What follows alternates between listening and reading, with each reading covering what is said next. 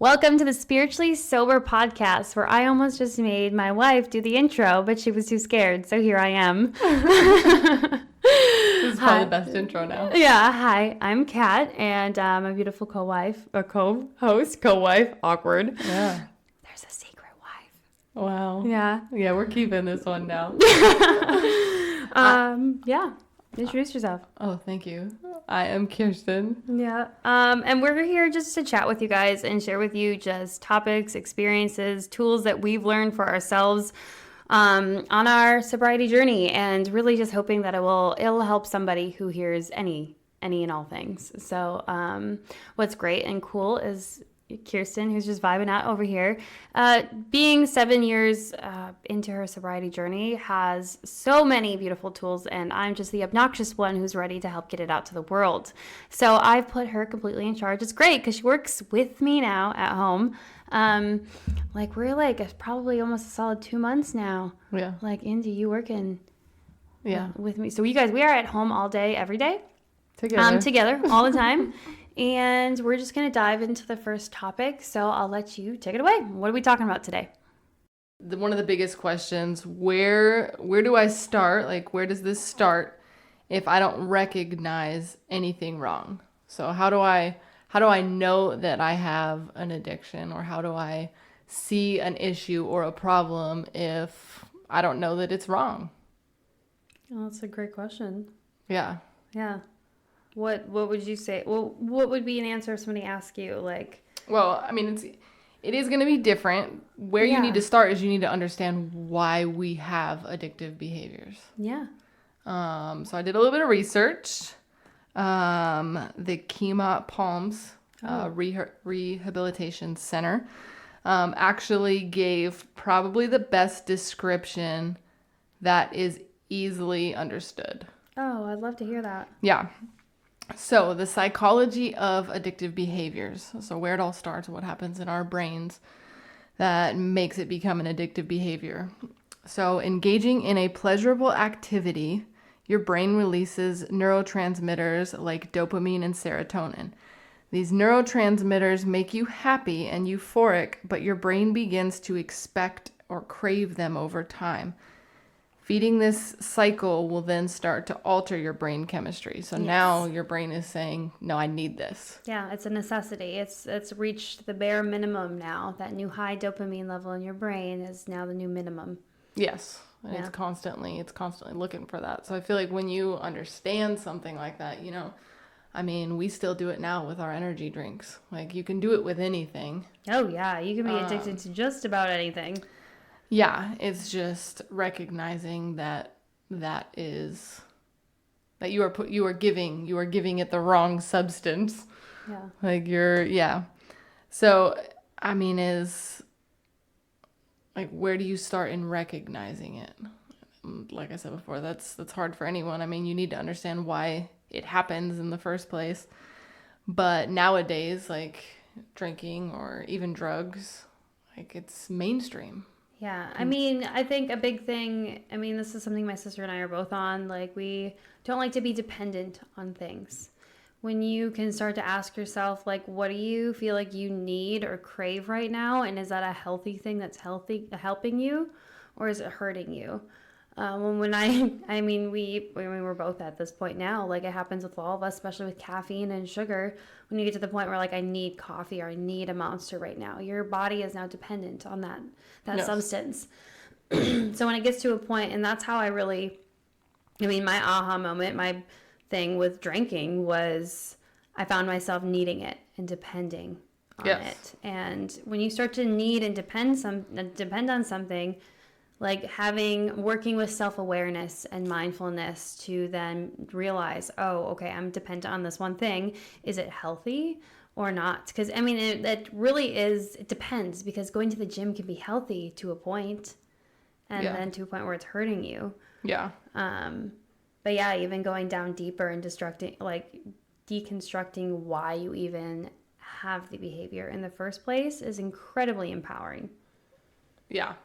Well, and like you said, people can be addicted to caffeine, and that's so normalized. Yeah, it's right? a societally okay thing. Like at Yeah. one point I was trying to force myself to drink coffee, black coffee, because it was socially more acceptable. Oh, there's Blue. It was socially more acceptable to drink 8 cups of black coffee a day than 1 Monster or 2 Monsters. Yes, exactly. And so now if we look at it in that sense, and then we think about being surrounded by people that, like, parents, grandparents, friends, and any type of family, we're surrounded by all of these people that do drugs, drink all the time, have these same issues. That now becomes normalized, are socially acceptable. Yeah. We don't see anything wrong with it. So how do we know we need to fix it? Yeah. Like, that's the biggest. To, like, trying to break out of the little matrix that you're in. That is exactly. That's when being self-aware and stepping back, and especially, I don't know. We'll stick with self-aware right now. Mm-hmm. You take back and you're self-aware of what you're doing. And now you're looking at your environment. Look at the actions that the people around you are taking. Look at the behaviors. Look at, a list of identifying behaviors of addiction. And so not only be self-aware, but be aware of your surroundings. Mm-hmm. And when you start questioning those things, then you're going to start to see what is healthy and what is not healthy. Yeah, and I think it's important to talk about, like, identifying your behaviors.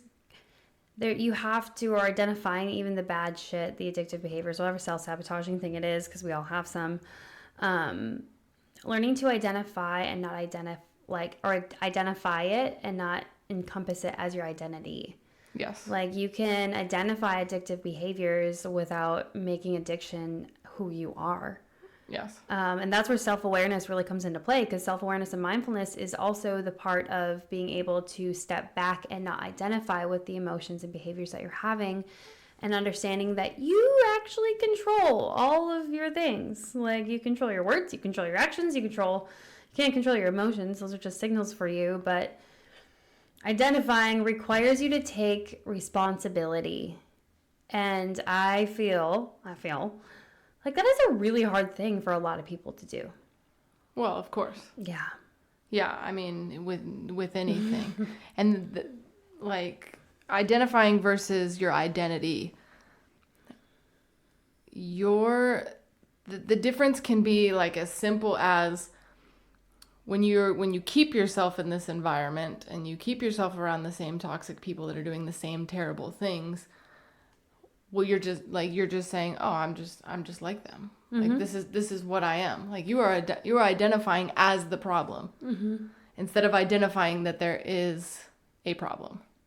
So the biggest thing, and what we need to understand, is that we are identifying that addictive behaviors exist. Yeah. Like, they exist around us, they exist within us, and that in getting that first step is huge. I mean, somebody who's on Google or on Facebook or looking for podcasts about sobriety, they have already, in a sense, gotten this far because they're looking for it. Yeah, they've identified. Yes. Which is huge. Yes. So they've made it this far. A win, if you're here listening. Right? Win for you. Yay! Love this. Yeah.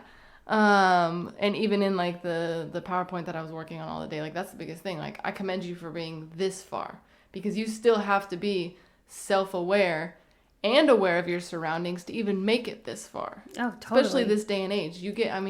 We don't even drink anymore, and we get on Hulu and every other commercial is an alcohol. Mm-hmm. Or, there's a lot of big cities. I mean, I lived in a small place, but you can get drugs anywhere. Like, when it's so normalized. It's almost easier. Yeah. Yeah. And so we see it so much that it starts to become like caffeine. It's no different than seeing all the Monster logos and all these things. What's socially acceptable? Gambling or investing? I feel exactly. Like it's the same thing. Yeah, exactly. So yeah, taking that step back, and even if you don't think that you have a problem, like, take a step back and look at your environment and the people in it just for yourself, because the second you become self-aware, that's all going to change. Mindful consuming is really important. It's something that I talk about in the Let Go self-healing course. Like, you have to be careful of what energy you're consuming of the people around you, what media you're consuming. Is your Instagram, is your TikTok, are the stuff that you're swiping through, is it making you feel good or bad? Is it feeding into your addictive behaviors? Because things that are triggering your addictive patterns are usually things that have been wounded or embedded into you a lot of times at a younger age. But there are wounds that trigger these addictive behaviors. And like for me, I would lose myself to numb everything to avoid other things. And then you go on TikTok or Instagram and you're swiping, and those are the things that you're trying to avoid, and you're putting yourself in this cycle. Yes. Like you have to do an audit. You have to do an energy audit. Are these things helping you? Are these relationships helping you or draining you? Are they positive or negative? Yes. And with a lot of people that we talk to and work with, setting boundaries is so hard. Like there's something like, instilled in us that self-care and boundaries and doing things for yourself is so selfish, because how fucking dare you? Yes. Like, me becoming sober was my thing. That was my self-care. Yeah. Like, that was the thing I did for me. Like, nobody even knew about it for how long. Yeah. And knowing that, like, boundaries you have to set with people. Unfollow those bitches on Instagram. Like, you can take a break with people on Facebook. Like, if people are triggering you and you are starting to identify that certain relationships in your life are what are triggering your negative behaviors, it's time to figure out what you're going to do about it. Yes. And actually, here coming up in a couple episodes, I hit pretty hard on that. Yeah? I love that. Ooh. Yeah. It, so that'll be exciting. It's so hot when you put things together for me. Oh, jeez. Ridiculous. I love this. Yeah, those are all valid things. Like I said, I did all the notes for the next few episodes, and that's the coolest thing with all of this is you're going to start to see everything that we talk about. Like, there is a plan to all of it. Like, we're starting with one, but by the next topic that we have in the next episode, they're going to be the two. Like, episode 1 and 2 have just merged, and then you're going to keep adding, and then at some point you're going to have episode 20 something, and episode 1 were the ones that you needed to hear that day. Yeah. Which is great, and that's what we're trying to build. This one is just the one that I felt needed to be first. Like, people need to understand. It's a hard one. It's a hard topic because people don't want to see. People love being blind, and identifying it's difficult. Oh yeah, yeah, and that is, like I said, you're already here if you're listening to it. You've already made that first little hurdle. But the way that I explain it is, and I even actually have it written in my notes, like, by identifying that the addictive behaviors exist within you, you have now opened up your front door, and you're getting ready to take the one step out the door onto your journey. I love that. Like, so we're... Time to be the fool. Open up the door and take a leap. You have to be open. That's the biggest thing with mindfulness. Yeah. You have to have the beginner's mindset and the curiosity to just see. Yeah. Because you cannot see things that you're not willing to look at. Yeah. And you cannot heal things you can't see. So if you're really wanting to heal, you have to learn how to open up, to look and identify. Oh yeah. Yeah, you can't heal a damn thing that you can't see. Yeah. Like, not literally see, but yeah, we all know what I mean. Yeah. So yeah, identifying. This is a little bit of a shorter topic, but it's going to lead us right into the next episode. Love that. Yeah. Which were episodes coming out weekly, if not more often. Yeah, I would like to do bi-weekly. Not bi-weekly, twice a week. Twice a week, yeah. Just because I have so many episodes that you're ready to share. Are ready to go, yeah. Ready to share with the world. Yeah, and you guys, if you ever want to come chat with us and hang out with us, we have a Facebook group, Spiritually Sober. We'll put it in the show notes below, please. It's a free group. for people just looking for other ways, tips, tricks, topics, and just discussion to help. It's really important to be surrounded by like-minded people. And if you're around people who are bringing you down and triggering you, it's important to find a safe space to be able to talk with people to help support you with things. And ways that are kind of free of the classic judgment and shame that comes with a lot of other things in the world. Yeah. So please come hang out with us. Facebook, where Kyrstyn is usually posting. Yeah, he posts a lot of stuff in there. It's great. Yeah, and it is, I mean, it's a good, resource also. When I do the research on these episodes and, I find all of the different...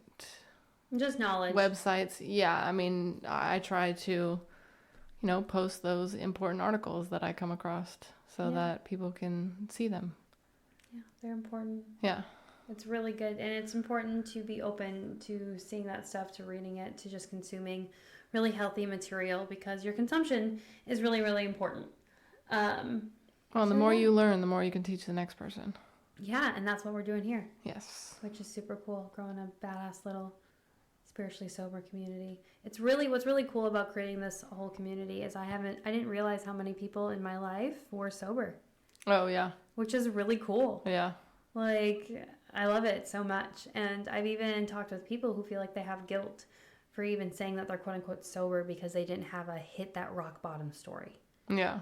And I was like, that doesn't make you any less and that's of an alcoholic. Yeah. Yeah. And the coolest part about the Facebook page is not all the people that are on there have addiction problems. They know somebody, they live with somebody, it has affected them in some point of their life. Addiction affects everybody. Yeah, so that's the coolest thing is not even all of them have it. Some want to learn about it, some want to learn more and be supportive because one of their loved ones is going through it. So that is what's cool, is that there's no, as long as you're not a bully. Yeah, don't be a douchebag. Then we'll kick you out. Yeah. Please come out, hang out with us on Facebook, come in here. Please share. We'd like to get this stuff out and impact and help as many people as possible. We would love if you would screenshot, share it on your story, tag us in it, please.